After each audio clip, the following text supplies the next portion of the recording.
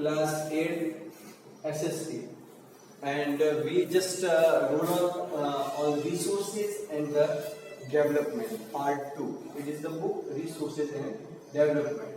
So this is type of resources. Type of resources, what does it mean? इसका मतलब संसाधनों के प्रकार. We was just I have told you earlier that what is the meaning of the resources. Resources are simple things, but they complete our need. They fulfill our need. That's why that particular thing called resource. Clear? So type of resources. Today we are just going to move on type of resources. So first is it the natural resources. First is natural resources, and it is resources that are drawn from nature and used without much modification are called natural resources. Way resources जो हमें सीधे प्रकृति के द्वारा, nature के द्वारा मिलते हैं और उसमें कोई परिवर्तन किए बिना या बहुत कम परिवर्तन किए बिना हम उसको सीधा काम में ले सकते हैं, वे नेचुरल रिसोर्सेज कहलाते हैं. So the resources that we gain from the nature and without any kind of modification we can use for our purpose, these kind of resources can be called as natural resources. So we will move further. The air. What is the example? Air, water, and etc. River, lakes, and these are the water bodies. These are the water bodies. River, pond. These are the water bodies. So the air we breathe, water we drink, water bodies, river, pond. So lakes, the soil, minerals, all are the natural resources. जो है वो जब हवा जिससे हम श्वास लेते हैं, the water in our river, पानी जो कि नदियों में होता है, lakes झीलों में होता है, the soils, मिट्टी, minerals, खनिज, and all other and are all natural resources. वे सारे के सारे जो है वो natural resources हैं. Why? Because these all are provided by nature. This is not human made. Clear? Many of these resources are free gift of nature. इसमें से कई सारे ऐसे resources हैं जिसमें जो है वो nature के थ्रू हमें एकदम free gift के रूप में मिले, जिसे हमें जिसे हम बिना कोई पे किए उसको यूज कर रहे हैं. Clear? And many of these resources are free from gift of nature and can be used directly. और उन्हें हम सीधे तौर पर प्रयोग में ला सकते हैं. In some case, tools and the technology may be need to use natural resources in the best possible way. और कुछ ऐसे resources होते हैं जिसमें थोड़े छोटे मोटे tools काम में लेके हम जो है उनको कार्य में ले सकते हैं. जैसे कि अब खेत में पोटैटो जब आपने ग्रो की है तो टूल्स के थ्रू आपको इसको डिग करना पड़ेगा, and then you will use it. So this is a simple tools. These are the simple tools by which you can use the natural resources only from the digging. Clear? And you can directly use that. Resources, natural resources can be broadly categorized into. अब natural resources जो है वो एक बड़े स्तर पर जो है वो दो रूप में कैटेगराइज हो सकते हैं. Either we can categorize in the many types, but अगर हम broadly सोचें तो वे दो रूप में कैटेगराइज हो सकते हैं. और वे दो रूप कौन-कौन से हैं? The first is renewable and second is non-renewable.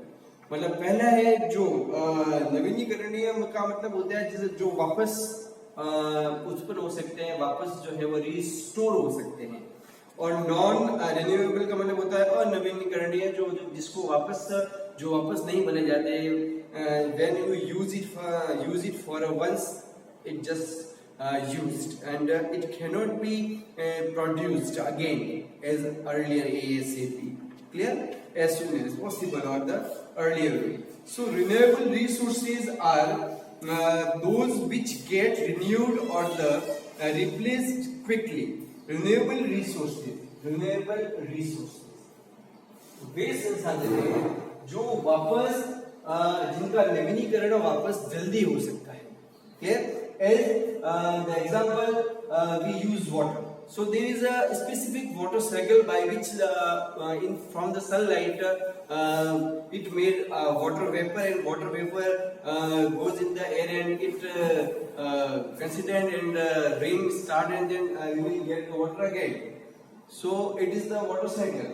And here we have air, so by the water, river, lakes can be fulfilled again, and it will be get a new and the fresh water again. इसका मतलब ये सारे के सारे जो है वो वापस अपनी पूर्ति कर सकते हैं, इनका एक सर्कल है जो समाप्त नहीं होता है. So renewable are those we get renewed or the replenished quickly. Some of these are unlimited. इसमें से कुछ तो unlimited है, मतलब कि and are not affected by human activities. और इसमें जो अनलिमिटेड है और वो ह्यूमन एक्टिविटी से उनके ऊपर कोई प्रभाव नहीं पड़ता है, कोई इम्पैक्ट नहीं पड़ता है.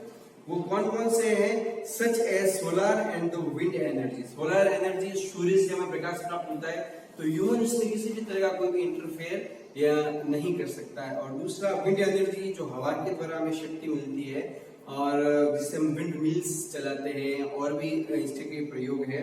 सो इस तरह से जो है वो ये सारे नेचुरल रिसोर्सेज हैं, वो क्या है? अनलिमिटेड है. So such as the solar system and the wind energy, yet careless use of certain renewable resources. पर फिर भी अगर आप कंटिन्यू इन रिन्यूएबल रिसोर्सेज का अगर आप केयरलेस यूज करते हो, बिना केयर के उनका यूज करते हो, तो क्या होगा? Like water, soil and the forest can effect there stock. तो उनकी मात्रा में जो है वो कमी आ जाएगी. पूरे वर्ल्ड के अंदर जो ड्रिंकेबल वाटर है वो 2.34% है, अराउंड 2.34%. इतना पानी होने के बावजूद ड्रिंकेबल वाटर. क्लियर? फॉरेस्ट जो है वो कंटिन्यू डिफॉरेस्टेशन की तरफ हमारा बढ़ जा रहा है, फॉरेस्ट भी कम हो रहे हैं. तो इसी तरह जो है वो कंटिन्यू कई सारे ऐसे इम्पैक्ट हैं, जो बैड इम्पैक्ट है, जो हमारे पड़ रहे हैं अर्थ पर. किसकी वजह से? कि हम नेचुरल रिसोर्सेज का जो यूज कर रहे हैं वो केयरलेसली कर रहे हैं. So water seems to be unlimited renewable resources, but shortage and the drying of the nature of the water sources is a major problem in the many part of the world today. अब पानी का प्रयोग भी जो है वो हम बहुत ही केयरलेसली कर रहे हैं. जो ड्रिंकेबल वाटर है वो पहले से ही कम है. क्लियर? एंड और उसके बावजूद भी जो है वो हम पीने के पानी का दुरुपयोग कर रहे हैं, तो इससे पीने के पानी की मात्रा में भी बहुत बड़ी कमी आ गई है. So now the non-renewable resources, ऐसे रिसोर्सेज जो वापस जिनका नवीनीकरण नहीं हो सकता है, वो कौन कौन से हैं? The non-renewable resources are those which have a limited stock. जिनका एक लिमिटेड स्टॉक है, वो जो है अनलिमिटेड नहीं है. These are the limited. And once the stock are exhausted, एक बार जब वो स्टॉक जो है वो उनकी मात्रा समाप्त हो जाती है, it may take thousands of years. वो हजारों साल लेते हैं वापस टू बी रिन्यूड. वापस अपने उनको बनने में जो है वो हजारों साल लग जाते हैं. Since the period is much more than the human life spans. और ये जो है वो मानव का जो जीवन चक्र है वो उससे बहुत ज्यादा समय लेता है. Such resources are considered non renewable. और ऐसे ही जो रिसोर्सेज है उन्हें हम नॉन रिन्यूएबल रिसोर्सेज कहते हैं. क्लियर? सो जैसे कि कॉयल है, पेट्रोलियम है, नेचुरल गैसेज है, are some the example. What are the example? The coal and the natural gas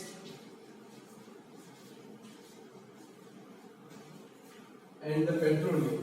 Clear? These are the example of the non-renewable resources. So the distribution of the natural resources depends upon the number of the physical factor. Actual में क्या है कि जो non renewable resources हैं वो दुनिया के हर भाग में समान रूप से नहीं पाए जाते हैं.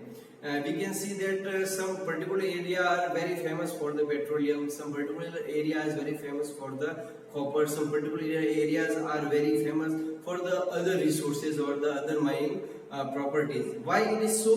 It is because the distribution of the natural resources, जो प्राकृतिक रूप से जो नॉन रिन्यूएबल रिसोर्सेज हैं वो जो है कुछ चीजों पर निर्भर करते हैं, और वे चीजें कौन कौन सी? Depends upon the number of physical factor, कुछ फिजिकल फैक्टर पर डिपेंड करते हैं.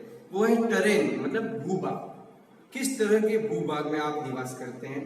सेकंड है क्लाइमेट का मतलब जलवायु, एंड एल्टीट्यूड का मतलब होता है ऊंचाई.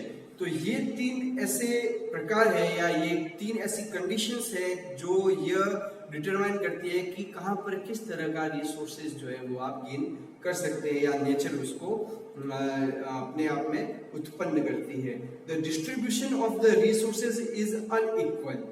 इस तरह से जो नेचुरल रिसोर्सेज का जो डिस्ट्रीब्यूशन है वो अनइक्वल है, सभी जगह समान नहीं है, सभी जगह असमान रूप से, कहीं पर है, कहीं पर बिल्कुल नहीं है, कहीं पर बहुत ज्यादा है. So because these factor differ so much over the earth, because these factor differ so much over the earth, और ये जो है वो अर्थ पर ये जो अर्थ पर बहुत ज्यादा अलग पाई जाती हैं. In next class we will talk about the human made resources, but at first we have sometimes human resources. What are the human resources? Sometimes the natural substance become resources only when their original form has been changed. कुछ natural resources तभी काम में लाए जा सकते हैं जब वह अपने ओरिजिनल फॉर्म से परिवर्तित कर दिए जाते हैं ह्यूमंस के द्वारा. जैसे कि आयरन और जैसे कि जब लो एस निकालते हैं, मतलब जब हम माइनिंग करते हैं उससे जो लो एस निकलता है तो उसे हमें प्यूरिफाइड करना पड़ता है, और प्यूरिफाइड करने के बाद में जो हमें क्या मिलता है? आयरन ओर मिलता है. Was not resource until the people learn to extract iron. जब तक कि लोगों को आयरन को शुद्ध करने का तरीका पता नहीं था या उसको निकालने का तरीका पता नहीं था. People use natural resources to make buildings. लोग जो है वो नेचुरल रिसोर्सेज का यूज करते हैं बिल्डिंग बनाने के लिए, ब्रिज बनाने के लिए, रोड बनाने के लिए, मशीन बनाने के लिए और व्हीकल्स बनाने के लिए. But all these resources are gain from the nature which are non as the human resources. But technology is also a human made resource. और टेक्नोलॉजी जो है वो भी मनुष्यों के द्वारा ही बनाई गई है. So people like us use natural resources to make human made resources. इसीलिए वे रिसोर्सेज जो मनुष्यों के द्वारा नेचर से तो प्राप्त करते हैं पर मनुष्य से परिवर्तित करके उपयोगी बना देते हैं, उसे हम ह्यूमन मेड रिसोर्सेज कहते हैं. नेक्स्ट क्लास में हम ह्यूमन रिसोर्सेज के बारे में पढ़ेंगे. Thank you.